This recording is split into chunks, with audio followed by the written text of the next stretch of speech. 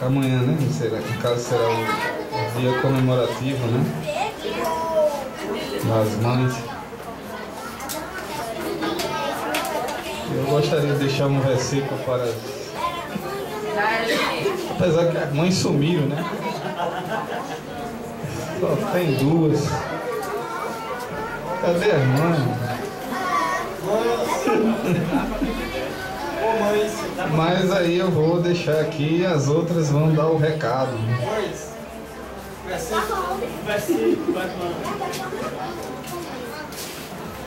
O livro de...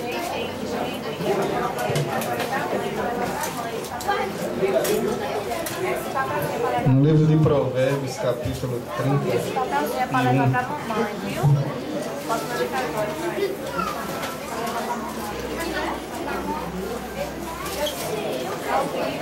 Esse papelzinho é para dar para a mãe, esse papelzinho.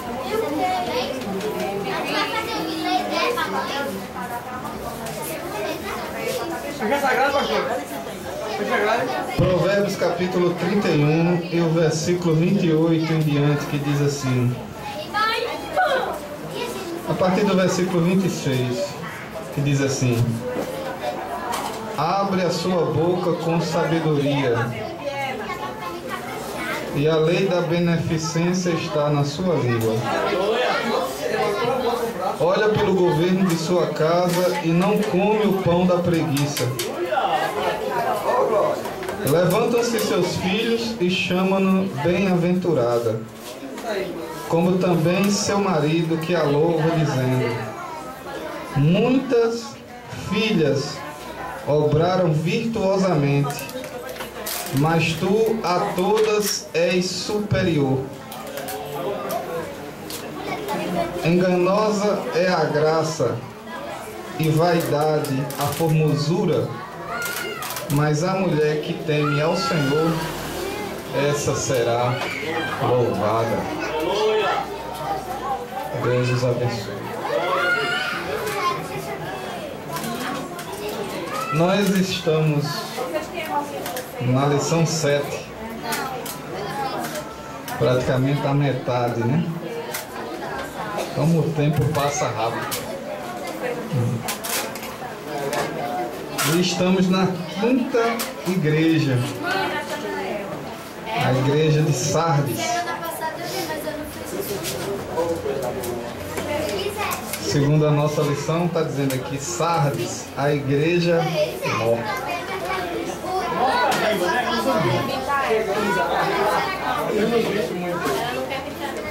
Vamos ler, né? Apocalipse capítulo 3, versículo 1 ao 6, para a gente.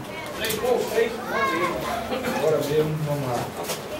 Para a gente verificar o que está escrito acerca dessa igreja.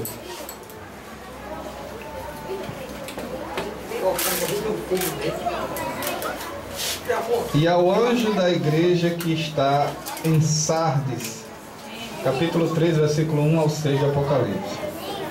E ao anjo da igreja que está em Sardes, escreve: isto diz o que tem os 7 Espíritos de Deus e as 7 estrelas. Eu sei as tuas obras, que tens nome de que vives e estás morto. Sê vigilante e confirma o restante que estava para morrer, porque não achei as tuas obras perfeitas diante de Deus.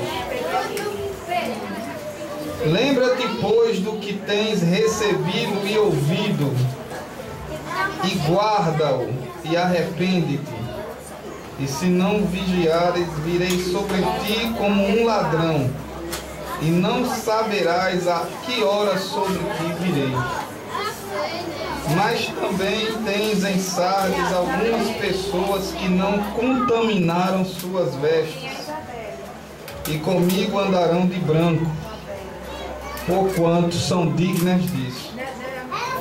O que vencer será vestido de vestes brancas, e de maneira nenhuma arriscarei o seu nome do livro da vida. E confessarei o seu nome diante de meu Pai e diante dos seus anjos.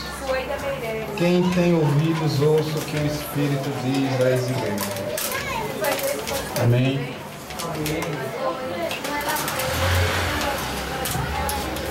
A cidade de Sardes, a atual Sardes, né? Como todas as outras que a gente já viu, localiza-se hoje na Turquia. É uma igreja que só levou cacete, né? Só com aquela pequena ressalva, né, que se faz aqui, mas só levou pancada.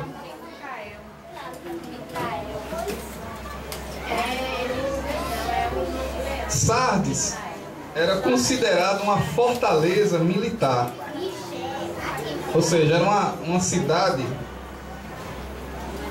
que estava na altura de uma planície, né? Ou seja, num lugar alto e difícil de ser conquistada. Difícil de ser conquistada. Então tinha-se uma segurança, os moradores da cidade, né, de Sardes, tinham uma segurança tão grande de que eles nunca iriam ser conquistados, serem invadidos, até que um dia um soldado desceu, né? E os soldados do rei da Pérsia, isso 500 anos atrás, se escrever isso aqui, seguiram e observaram como era que o soldado descia.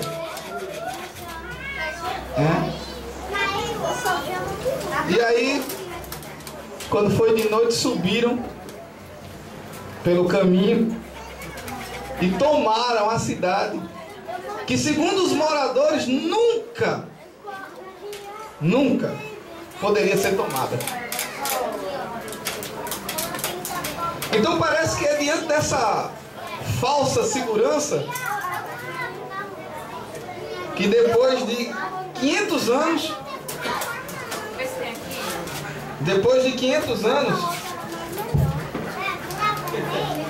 João escreve para essa igreja e diz assim: eu sei, na verdade esse recado foi dado diretamente para o pastor, não foi nem para a igreja, né?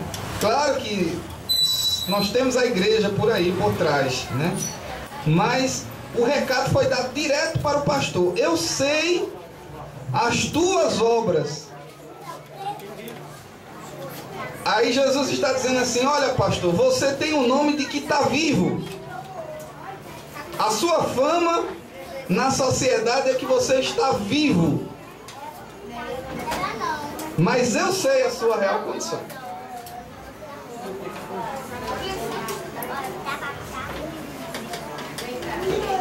Quer dizer que a igreja tinha aquela falsa, o pastor tinha aquela falsa segurança, da mesma forma que os habitantes da cidade tinham um dia. Tinha a falsa segurança.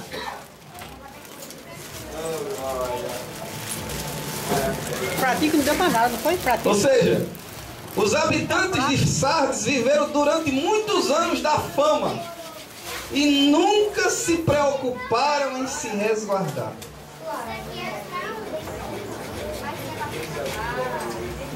Até que um dia eles descobriram, por último, que tinha um ponto fraco.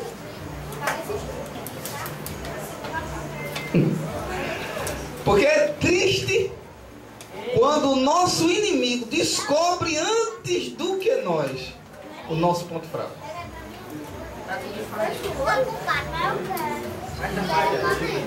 É perigoso, irmão.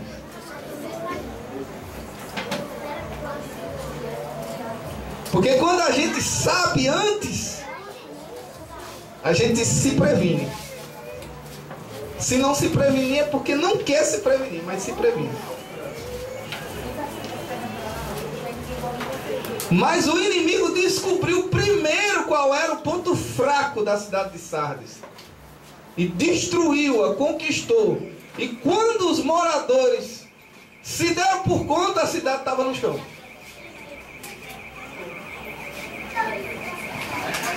E esse pastor Jesus disse: olha, o povo aí pensa que você está lá em cima. Está lá em cima. Mas te cuida. Descubra primeiro a sua fraqueza, antes que o povo lá fora descubra.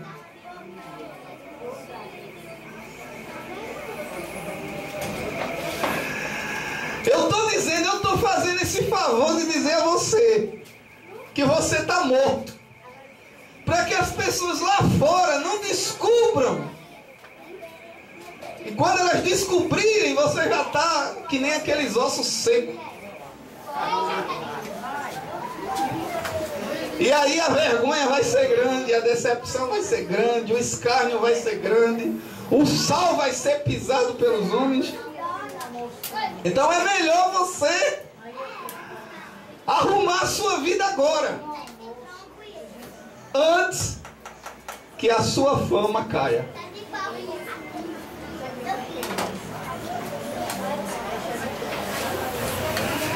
Os irmãos sabem que tem muitos homens que estão caídos, em pé.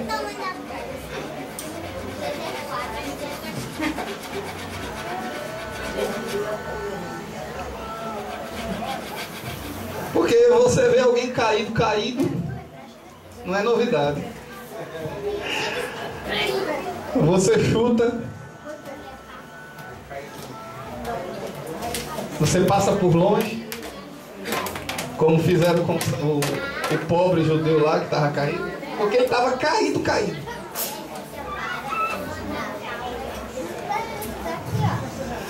Mas a pior coisa que tem é quando a gente está caído em pé. Porque a gente está que nem um sacerdote, em pé, fardado, com as estrelas, a sociedade respeitando. Mas quando a gente vê um caído, a gente passa por longe pensando que está em pé, mas está pior que ele, porque está caído em pé.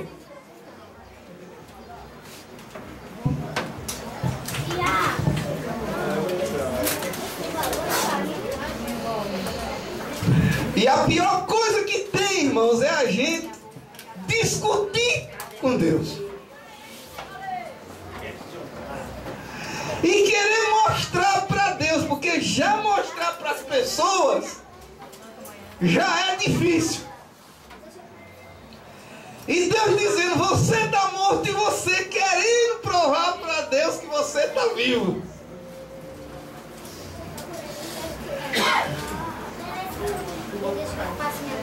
E Deus dizendo: você está morto. Não, eu falo não sei quantas línguas estranhas, eu evangelizo, eu faço visita, eu doutrino, eu faço isso, eu faço aquilo. E você mostra seu currículo para Deus, e Deus dizendo: joga no mato.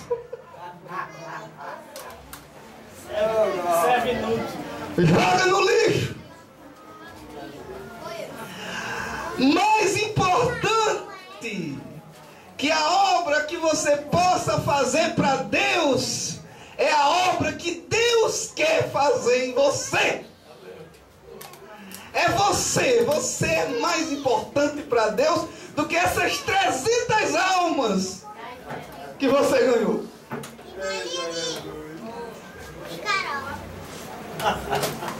Aleluia! Você vai cair naquela mesma história que você diz para todas as pessoas que não estão aqui: de que adianta o homem ganhar o mundo inteiro e no fim perder a sua alma? Quer dizer, você está dizendo isso para o pessoal lá fora, mas não sabendo que a mensagem é direcionada a você. Você está querendo encher a igreja e não sabendo que você está vazio, não tem nada. E Jesus dizendo: o que você vai fazer depende primeiro de você, para eu receber. Caim pegou o fruto e jogou lá. E disse: o fruto, Deus se agrada do fruto. De mim. Deus disse: não, é você primeiro. O fruto vem depois. Não interessa a oferta. O primeiro é o ofertante. Agora veja só como Jesus se apresenta para ele. Diz assim: diz o que tem os 7 Espíritos de Deus. Veja como isso é importante. Por que os 7 Espíritos de Deus? Né? No Antigo Testamento existia uma peça chamada menorá, ou candelabro, que era uma peça de ouro batido. Ela não tinha emenda, com uma haste central e 3 hastes no lado direito, no lado esquerdo.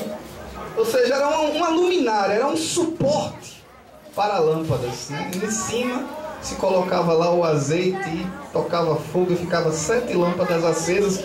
O que na visão dos sacerdotes eram os 7 Espíritos de Deus. Mas o interessante é que a peça não tinha emenda. E ela tinha um peso exato de 1 talento. Nem era mais, nem era menos. Era exatamente esse peso. Como se Jesus estivesse querendo dizer para o pastor: olha, assim como o candelabro, onde o fogo não se apagava, mas para que o fogo não se apagasse, era preciso que os sacerdotes limpassem a passagem por onde o azeite estava. Porque a ordem era para que na hora em que o sacerdote, na hora em que estivesse o expediente do sacerdócio, a lâmpada não estivesse apagada. Mas para isso precisava que se limpasse o candelabro. Mas o problema, irmãos, é que a gente, muitas das vezes, a gente quer viver da fama, né?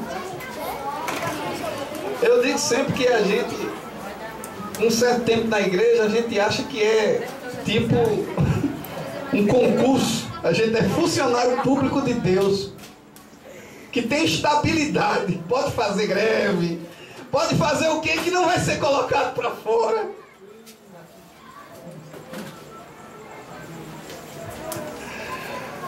Faz greve, vai pra rua, faz o que quer, trabalha se quiser, se não quiser não trabalha e tal, e Deus não pode botar pra fora, porque tem estabilidade. Não é assim. Não é assim. Mas veja só no versículo 2 o que é que ele diz. O pastor estava morto, né? Não estava morto? Aí ele diz assim: ser vigilante e confirma o restante que estava para morrer, porque não achei as tuas obras perfeitas diante de Deus. Agora veja só, se o pastor estava morto, como ele poderia ajudar essa turma que estava no CTI?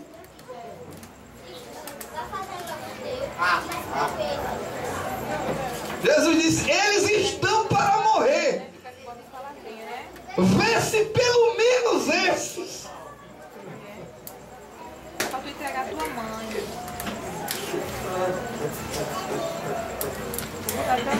Tem uma turma aí que está no tubo de oxigênio, respirando com a ajuda de aparelhos. Tu já está morto mesmo, mas tem uma turma aí. Vê se confirma esses. não morram.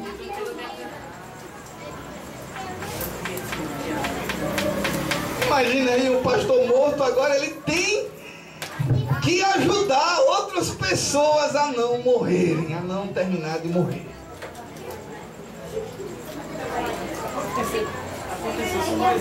Vai entregar a mamãe, viu?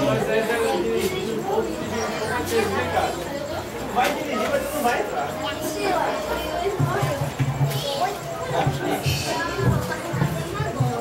É terrível, né, irmão? Um pastor que coloca toda a sua igreja no céu e ele fica do lado de fora.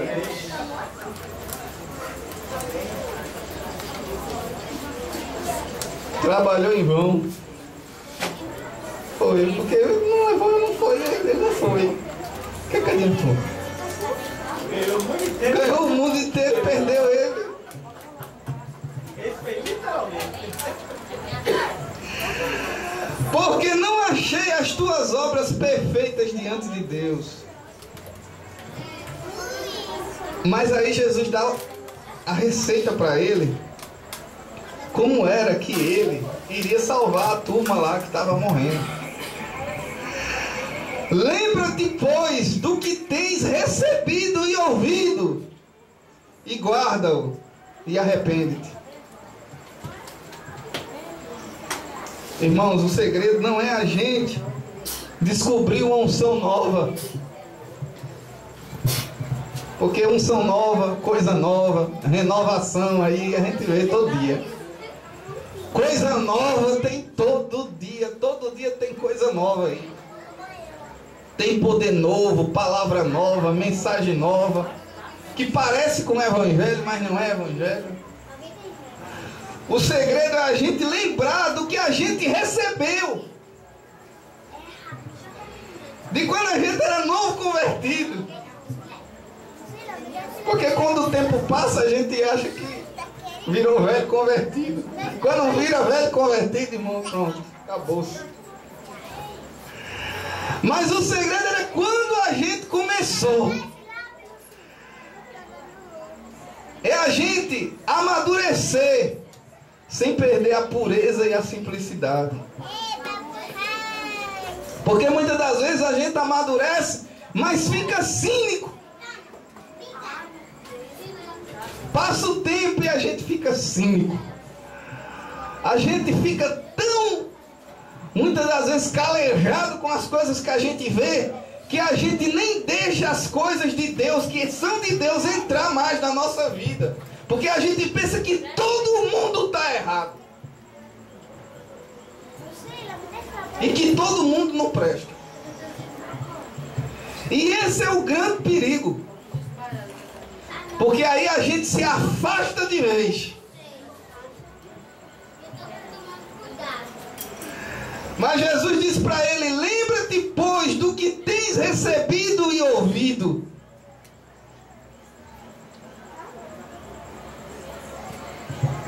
Davi, uma vez eu falei aqui que Davi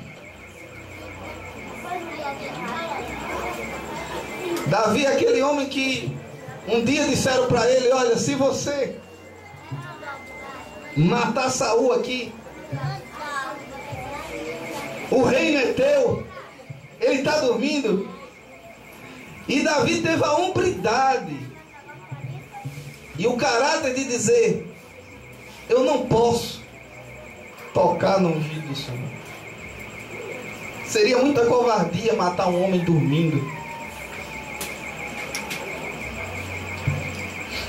Mas o tempo passa e Saul morre. Davi é proclamado rei de Hebrom. Com 8 anos depois ele sobe ao trono em Jerusalém. E Deus dá uma avalanche de vitórias, uma atrás da outra. Ele escuta até Deus passar por trás das amoreiras, naquele vento que soprou e deu vitória a ele, se não me escapa a memória, contra os filisteus. Mas um dia Davi achou que merecia uma folga.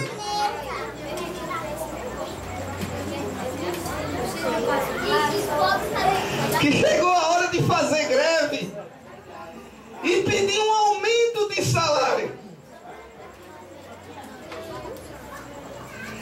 E a Bíblia diz, na época em que os reis saíam à guerra, Davi ficou em casa.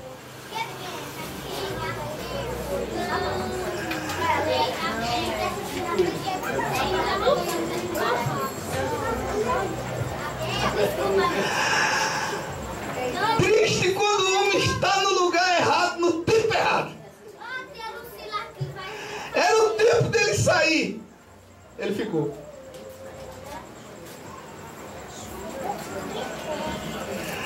Ele disse, eu já ganhei tudo. Não é nada. Depois ela teve que ficar. Que ele saiu. Eu já ganhei tudo. Eu já sou um homem segundo o coração de Deus. E grande é o problema quando o homem descobre isso. Peraí, deixa eu trocar um negocinho. Peraí, Todo mundo faz pior. Por que eu não posso ter um momento meu? O pessoal faz e acontece.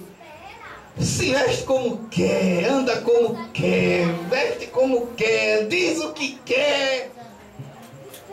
E Jesus não cobra, não faz nada. E eu tenho andado diante de Deus tanto tempo, tantos anos. Senhor, me dá só um minuto para mim. Só um momento, eu não quero, Jesus, eu não quero 2 anos, 3 anos de greve, não. É só um dia, Jesus. Hoje eu não vou sair, eu estou cansado.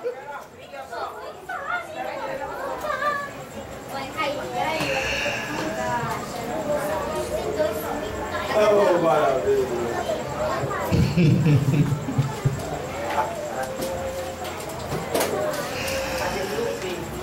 Quando a gente muda de cadeira, se a gente não tiver cuidado, as coisas mudam junto. Antes Davi tinha unção, mas não tinha um trono.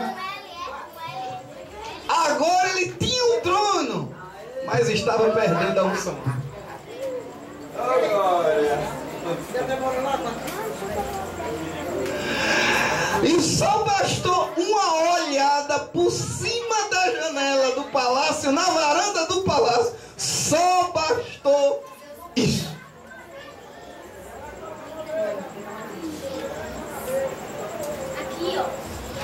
Ele só deu uma olhada na varanda e foi como uma flecha.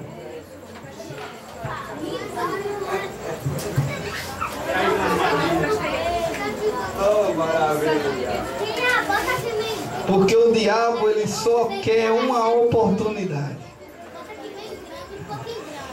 E ele se aproveita quando a gente está sozinho.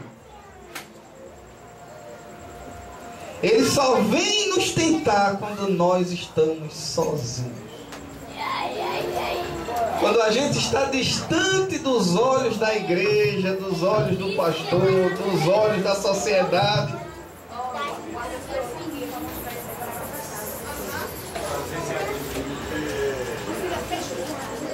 Estava tudo bem para Jesus. Quando ele foi levado para o deserto,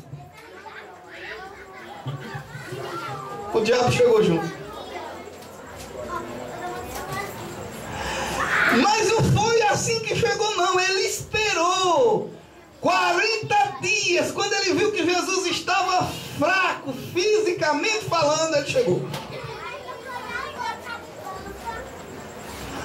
Ou seja, ele só chega quando ele percebe que você está carente, necessitado.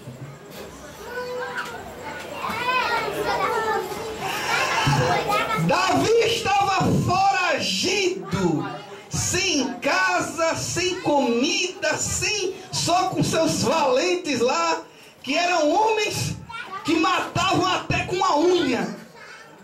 Homens brabos, valentes, parecendo bicho do mato, longe da família, mas estava fortalecido na unção de Deus e conseguiu a os seus companheiros quando disse a ele: olha, mata Saul. Mas agora não tinha valente, agora não tinha ninguém, só tinha a coroa, o trono e o cetro do rei, uma varanda e uma mulher tomando banho.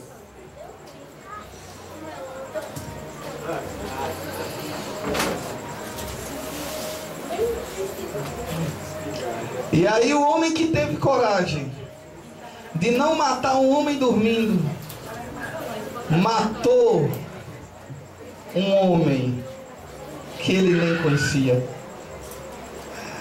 O homem que não teve coragem de matar um homem que todas as vezes que ele se colocava de frente com Saul e começava a tocar, Saul, tomado de um espírito maligno que o aterrorizava, lançava uma foice, uma lança, cravava na parede e só dava tempo de Davi se desviar, e Davi não teve coragem de matar esse homem.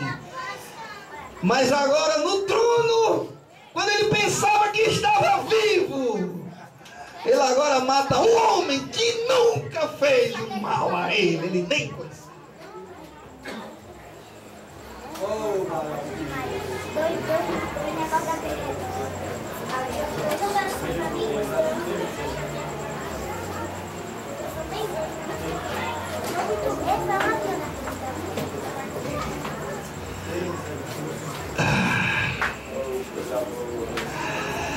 E o pior,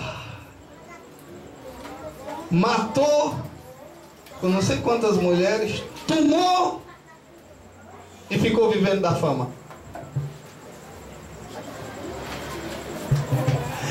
E ficou vivendo da fama. E quando você é beba, quando você é pobre, quando você não tem nome, se você der uma tossida ali na esquina, todo mundo sabe. Mas quando você é rico, quando você é poderoso, quando você tem nome, quando você tem cargo, os próprios funcionários acobertam. Sabe que você está morto, mas acobertam você, para que a tua fama, a tua imagem não seja destruída diante do povão.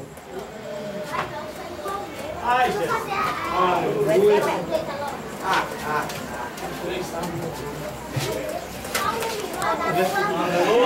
E passou-se um ano. Um ano.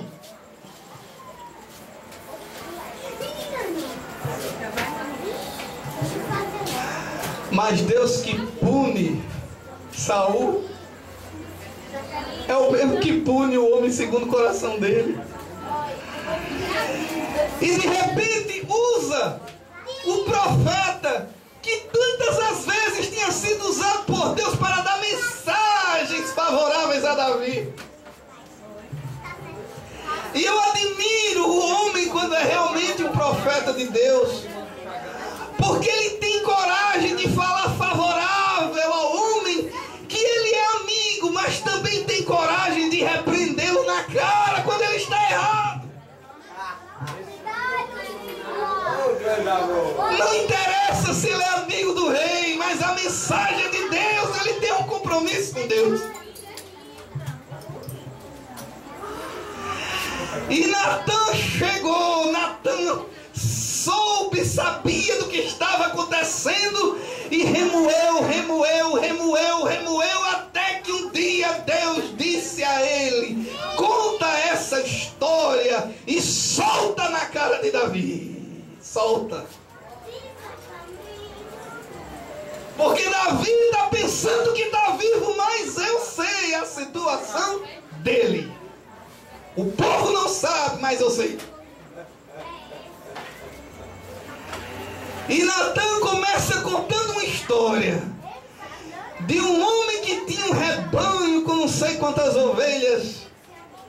E de repente chegou alguém e ele foi, ao invés de pegar um cabrito dele, do rebanho dele, foi na casa vizinha e pegou a único animal, a única cabra, a única ovelha que o seu vizinho tinha, o seu vizinho pobre tinha.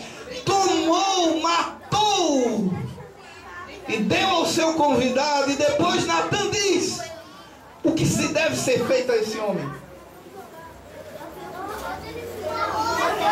E Davi esquecido, porque quando a gente entra por esse caminho, a primeira coisa que dá na gente é a amnésia, mal de Alzheimer. A gente fica esquecido. Oh, maravilha! E não foi preciso Natan dizer: tu vai para o inferno, tu estás condenado. Davi pronunciou a condenação dele com a própria boca e disse: este homem merece ser morto. E Natan disse: esse homem é tu, é você.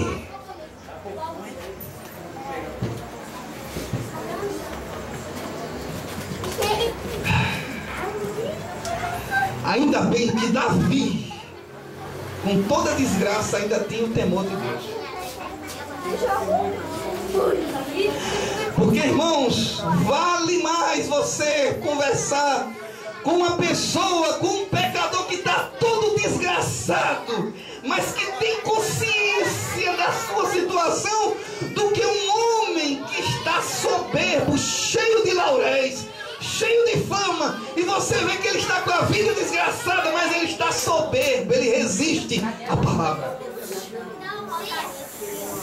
Porque o que leva o homem para o inferno, e eu vou dizer para vocês aqui, não é simplesmente o homem fumar, beber, se prostituir, não. O que leva o ser humano ao inferno é ele resistir voluntariamente à salvação e à mão amiga que Deus oferece a ele.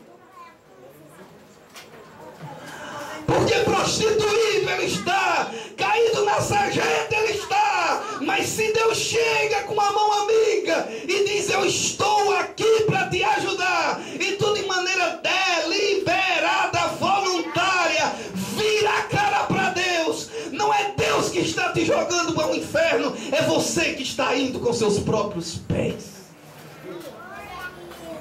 de maneira deliberada. E não adianta culpar a Deus, nem os irmãos, nem a igreja, nem ninguém, nem mudar de congregação, nem de denominação. Porque enquanto você não cair em si, que nem o filho pródigo, e dizer: meu pai, glória ao nome de Jesus, os jornaleiros do meu pai têm pão, e eu aqui morrendo de fome, levantar-me-ei, irei ter com meu pai e direi: pai, eu não quero ser chamado seu filho, mas basta-me ser um dos teus empregados. Eu só quero é ficar aqui e sair do chiqueiro. Oh, maravilha! Enquanto a gente não cai em si, não é ninguém meter o dedo na cara da gente, é a gente meter o dedo na nossa própria cara e olhar o espelho da palavra e dizer: eu estou acabado, desgraçado, eu tenho que fazer o caminho de volta. Não adianta insistir, porque se eu insistir, eu vou chegar no inferno.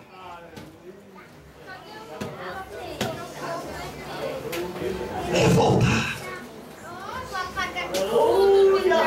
O caminho do evangelho, aleluia, para chegar ao evangelho é sempre meia volta, é sempre uma curva de 180 graus.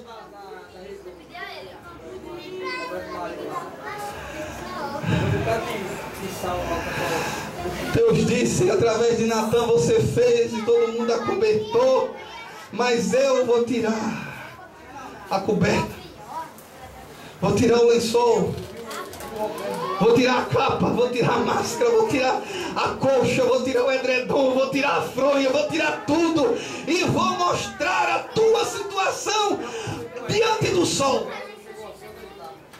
E a família de Davi virou um inferno. Deus perdoou a Davi, mas a consequência foi terrível. Irmãos,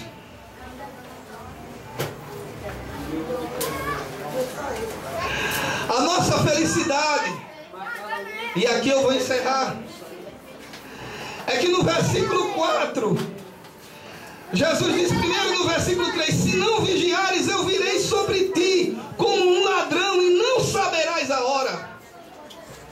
Foi isso que Deus fez com Davi. Mas a nossa felicidade é essa: é que mesmo a igreja com um pastor morto, mesmo com gente indo para o CTI, no versículo 4, independente de toda essa situação, Jesus diz: mas também tens em Sardes algumas pessoas que não se contaminaram. O pastor morto, a maioria dos crentes no CTI, mas tem em Sardes alguns que não se contaminaram. Oh, glória a Deus! E se o pastor quiser, glória ao nome de Jesus, tirar a turma do CTI, peça ajuda a esses. Tenha coragem de descer do pedestal e pedir ajuda a eles.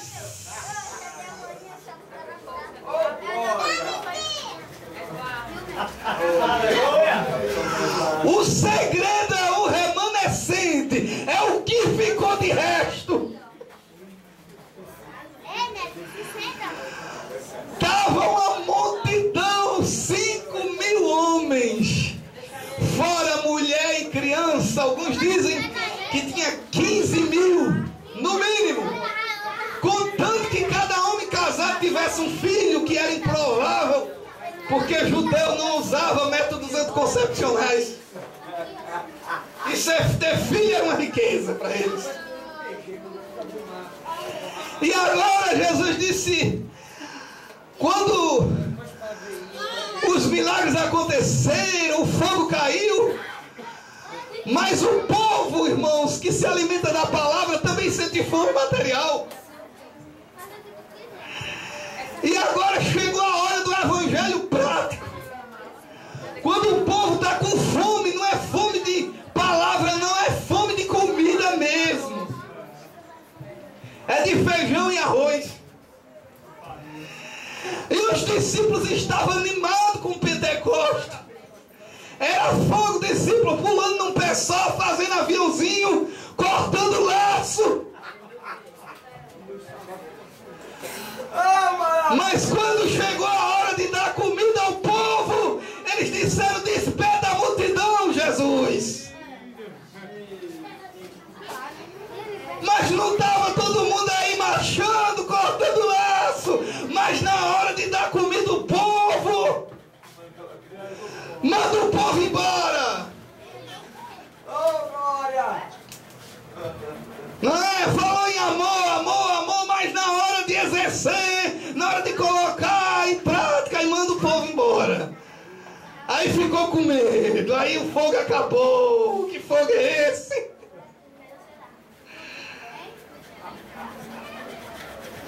Aí Jesus ainda para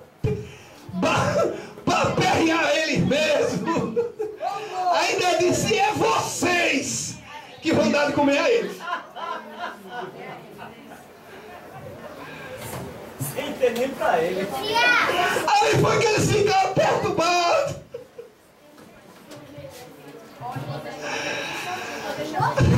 Aí começaram a fazer conta, e tinha um lá que era matemático e dizia: olha, se o camarada trabalhar tantos dias, ainda não vai ter comida para dar a esse povo. Glória ao nome de Jesus. Aí Jesus ensinou uma tática a eles. Aí disse: olha, meu filho, quando a gente aqui de cima não tem, aprenda comigo, eu sou manso e humilde de coração. Tá vendo? Olha, eu tenho o poder de fazer as pedras se transformar em pão, mas eu resisti o diabo lá no deserto para isso não acontecer. Mas sabe qual é o meio legal? É Jesus descer do trono e sair perguntando no meio da multidão: alguém tem alguma coisa aí? O próprio Jesus disse: mande perguntar a eles se eles têm alguma coisa. O problema é porque a gente fica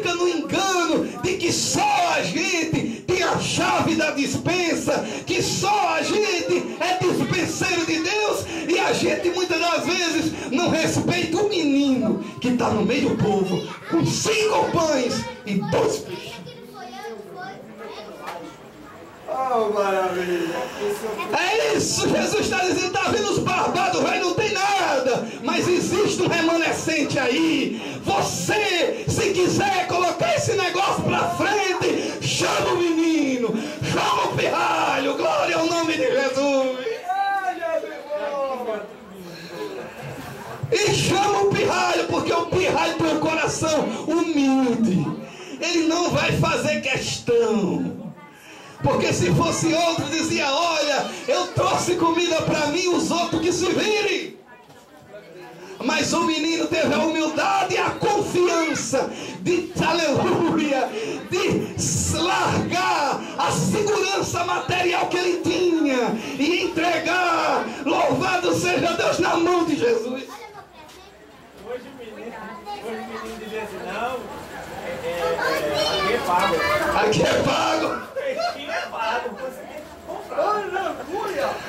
Era essa falsa segurança que a igreja de Sardes tinha. Muitas das vezes a gente está com os pães e os peixes e achando que está abastecido, mas na verdade a gente está morrendo de fome, porque a gente come tudo e permanece, aleluia, vendo os nossos amigos do lado direito e do lado esquerdo morrendo de fome, e a gente pensando que está vivo, mas está morto, com a barriga vazia, com fome, com fastio.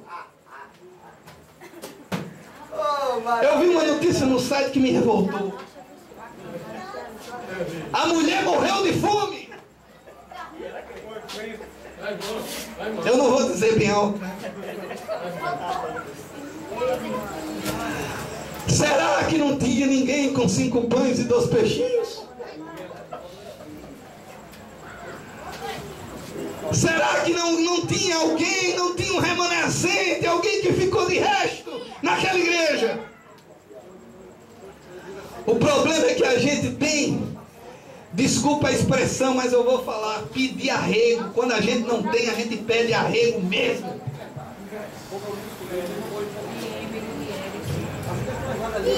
Quando a gente quer mudar de faixa, a gente liga a sinaleira para contar com a graça de alguém, para nos dar espaço para a gente passar.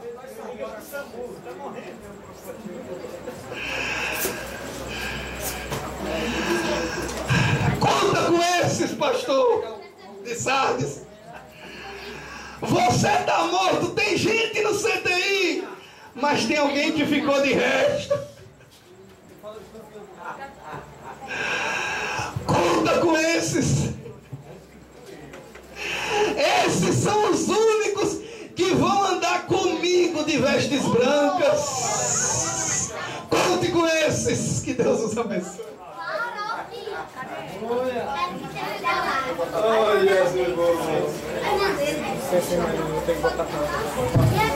Glória a Deus. Ainda bem que Deus levanta ainda os Natãs de hoje, né? Deus levanta os Natãs. Eu quero só dar o ponto final aqui. E eu gostaria de chamar a atenção, inclusive, Edson, apesar dessas cartas estarem inseridas no livro do Apocalipse, que é um livro que revela o futuro, ela revelou, essas cartas revelou o passado.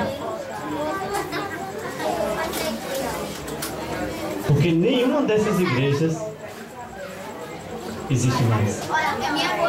E é porque Jesus teve o cuidado de dizer assim ao anjo da igreja: olha, faz assim, tá assim errado. Olha, se você for na Turquia, se você for por aquele ambiente ali, não existe mais cristianismo. O berço do cristianismo, quem impera é o muçulmano. E é porque Jesus disse: olha, cuidado, vocês estão mortos, vocês precisam reviver. Apesar dessas cartas parar lá no livro do Apocalipse, aí a gente pensa que ainda vai acontecer. Mas olha que ela está revelando algo que está acontecendo. Porque a Bíblia diz, tudo que está escrito para o nosso ensino é.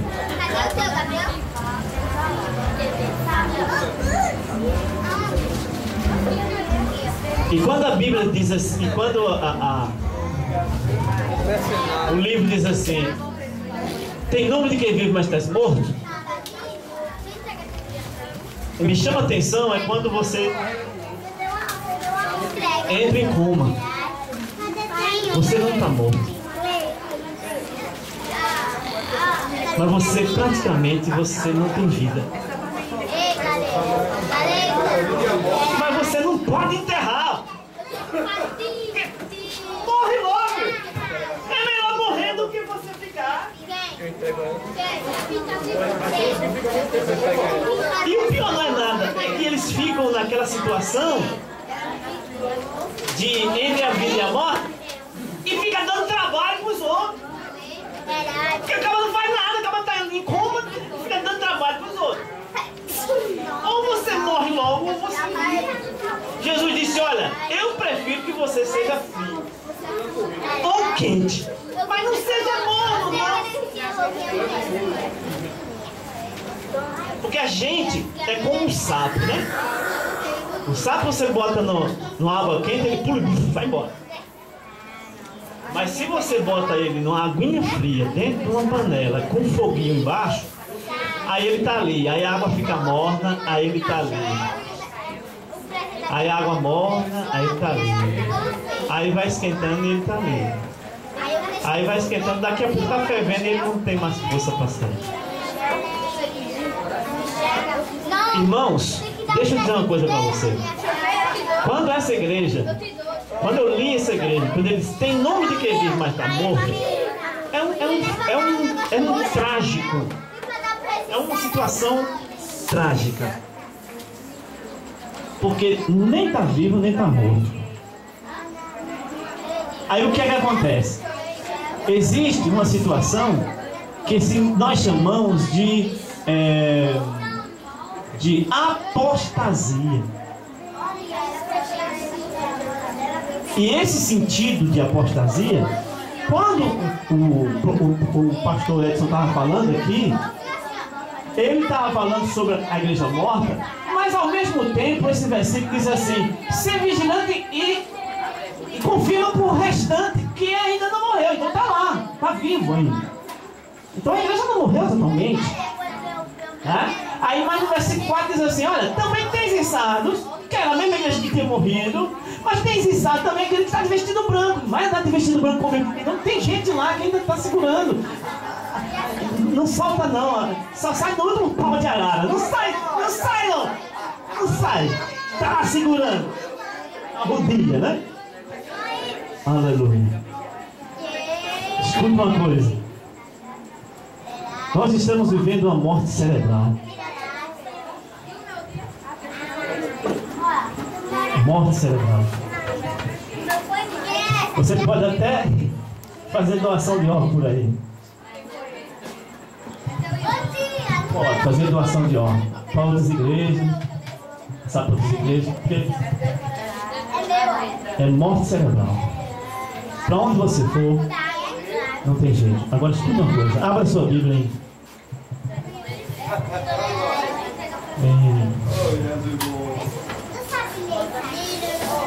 Bem rapidinho. Eu não quero complementar não, porque a palavra foi muito substancial. Essa palavra foi para mim. Esse é um Natan abençoado, viu? Falou diretamente para mim. Mas escuta aqui. Abra a tua Bíblia em 1 Timóteo, capítulo 4.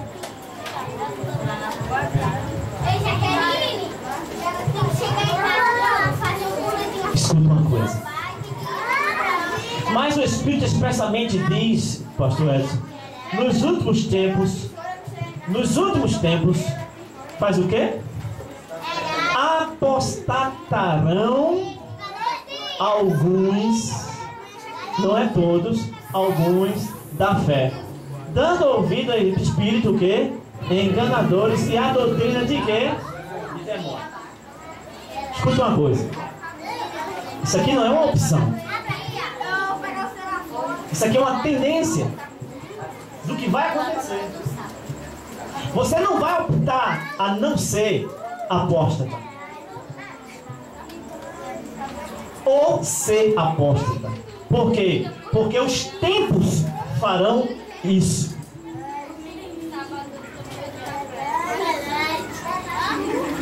Abra sua Bíblia em 2 Tessalonicenses 2 e 3. 2 Tessalonicenses 2 e 3. Veja uma coisa interessante.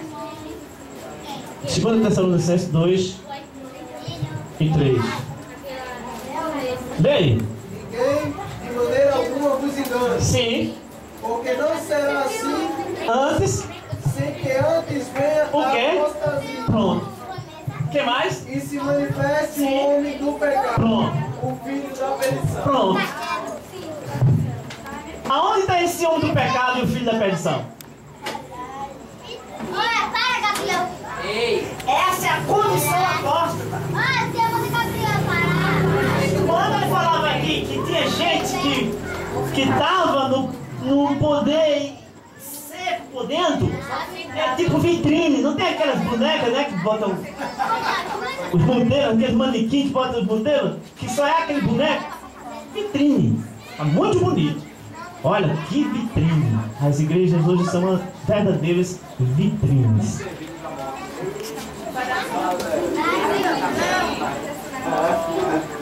Faz tempo que apostataram. Agora não.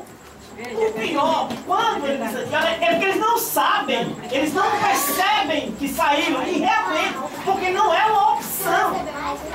É o próprio condição, o contexto que vai fazer eles se sentirem como útil, mas não necessário.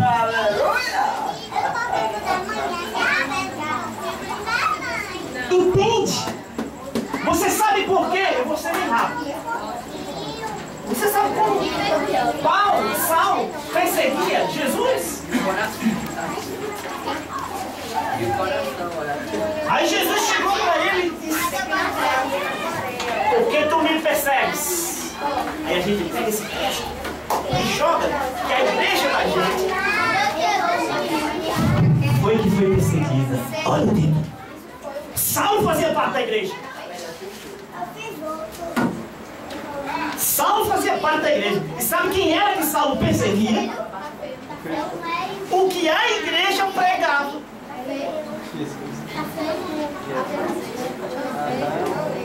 Escuta só, Saulo fazia parte da igreja, estava num contexto, estava passando para um contexto diferente, passando por um contexto, e estava defendendo a igreja, e estava perseguindo quem? A graça.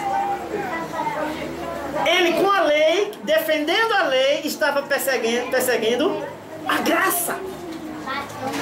Ele estava tirando o próprio pé. Tira no pé. Mas ele não sabia, Edson. É tanto que ele disse: olha, eu fui extremamente zeloso pela lei.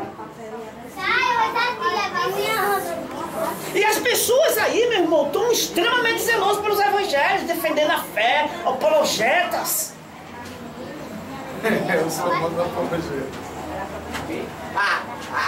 Jesus não quer apologeta. Jesus quer testemunha fiel. O mundo está cheio de defensores. O mundo está carente de vidas verdadeiras. Está carente. As pessoas estão desconfiadas. E quando você é um verdadeiro, é fiel à palavra, as pessoas desconfiam de você. Sabe por quê? É porque as pessoas, elas não acreditam mais nas vitrines que eles estão vendo. Eles estão vendo tanta vitrine que pensam que você também é. Pensa que você é apostasia. Escuta uma coisa. Você sabe o que é ser apóstata? Negar. Você sabe o que é ser apóstata? Vou terminar. Escuta só. Negar a fé. Às vezes a gente diz assim, é aquele que abandona a fé. Ah, se fosse assim era bom demais. A gente já sabia que é. Isso era bom demais. Isso aí não é apóstata, isso aí é desviado. Olha, o apóstata é aquele que, se dizendo irmão,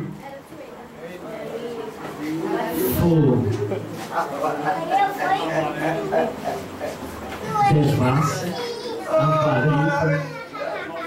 Esse é o apóstata, porque ele não saiu, mas ele se fez apóstata. É aquele que faz o descaso, é aquele que despreza, é aquele que negligencia, é aquele que faz indiferença, é aquele que chega em casa, pega a Bíblia, bota no armário e fica vivendo a vida sem bel prazer. Eu vou terminar com um versículo aqui. Aleluia. Em Crônicas, Segundas Crônicas. Aleluia. Segundas Crônicas. Capítulo 36. Olha os Natãs da vida, viu? Natãs da vida. Segunda Crônicas, capítulo 36, versículo 15. Lê aí, irmão. 36 e 15. E o Senhor Deus de seus pais lhes enviou a sua palavra pelos seus mensageiros, sim, madrugando e enviando-nos, sim, porque se compadeceu do seu povo e da sua habitação. Veja o 10. Porém zombaram, 10 ou 16? 16, sim. Porém zombaram dos mensageiros de Deus, sim, e desprezaram as suas palavras, sim, e mofaram dos seus profetas, até que o furor do Senhor, sim, subiu tanto contra o seu povo, sim, que mais nenhum remédio houve. Mas é o 17? Porque fez subir contra eles o rei dos caldeus, o qual matou os seus mancebos à espada na casa do seu santuário, e não teve piedade nem dos mancebos, nem das donzelas, nem dos velhos, nem dos decrépitos, e a todos os deu na sua mão, e todos os seus vasos da casa de Deus, olha agora, grandes e pequenos, e os tesouros da casa do Senhor, sim, e os tesouros do rei, e dos seus príncipes, tudo levou para a Babilônia. Que mais, irmão? Só 19. E queimaram a casa do Senhor, e derrubaram os muros de Jerusalém, sim, e todos os seus palácios queimaram a fogo, certo, destruindo também todos os seus preciosos vasos. Agora, eu vou ler para vocês Ezequiel 33 e 30, que diz assim: quanto a ti, filho do homem, viu, Edson? Os filhos do teu povo falam de ti junto às paredes, nas portas das casas, e falam um com os outros, viu, Edson? Cada um a seu irmão, dizendo: olha, Edson tem uma boa palavra, vinde, peço-vos, e vamos ouvir o Edson, qual seja a palavra que ele profere do Senhor hoje. E eles vêm a ti, como o povo costuma vir, e se assentam diante de ti como o meu povo, e ouvem as tuas palavras, mas não as põem por obra. Pois lisonjeia com a sua boca, mas o seu coração segue a sua avareza. E eis que tu és para eles como canção de amores, canção de quem tem voz suave. e que bem tange. O Edson tange bem. Porque ouvem as duas palavras, mas não as põem por obras. Mas quando vier isto, eis que está para vir, então saberão que houve no meio deles um profeta. Que Deus nos abençoe.